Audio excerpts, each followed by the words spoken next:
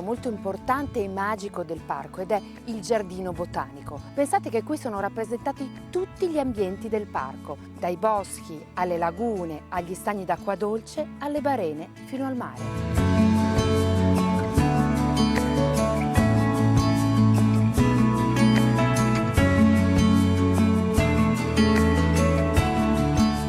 Insomma, un luogo in cui si può davvero godere di panorami straordinari, della grande biodiversità della natura e dei colori meravigliosi dei fenicotteri rosa.